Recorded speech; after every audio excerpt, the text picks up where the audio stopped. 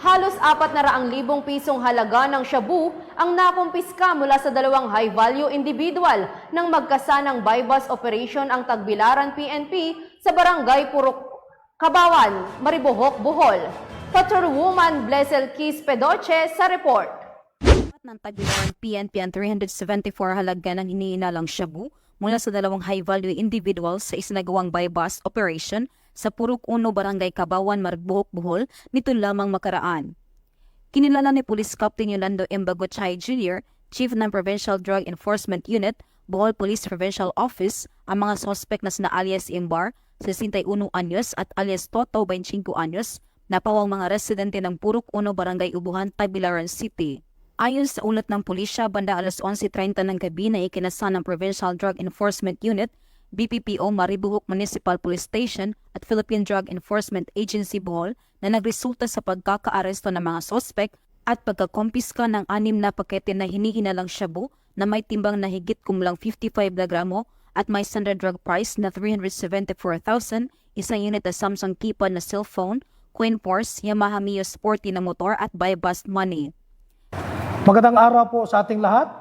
Once again, I am Police Lieutenant Colonel Norman Lubrigas Nuez, the Chief of the Provincial Community Affairs and Development Unit, at the same time the designated Provincial Public Information Officer and Provincial Spokesperson of Bohol Police Provincial Office, headed by our Provincial Director, Police Colonel Lorenzo Alfitsi Batuan, with the Provincial Government of Bohol, headed by Governor Erico Aristotol Amintado, and PDEA Bohol, is continually strengthening and intensifying its operations to get rid of illegal drugs in the province of Bohol.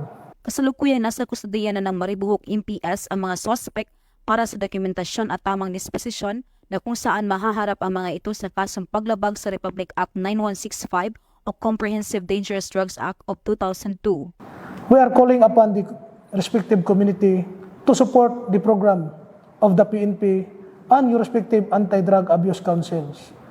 If you have personnel, kung meron po kayong mga kakilala, mga kaibigan, mga kamag-anak na nalulong po sa illegal na droga, ay pinanawagan po namin na pwede po kayong mag-surrender sa pinakamalapit na police station at mag-enroll po sa mga community rehabilitation program natin sa mga kabaranggayan.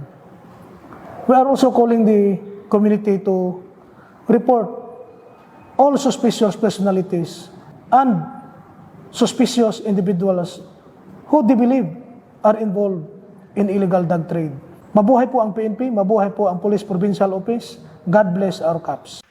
Mula dito sa Central Visayas, ako ay ang PNN correspondent, Patrolwoman Blessel Keys Pedoche, alagad ng batas, tagataguyod ng balitang pulis.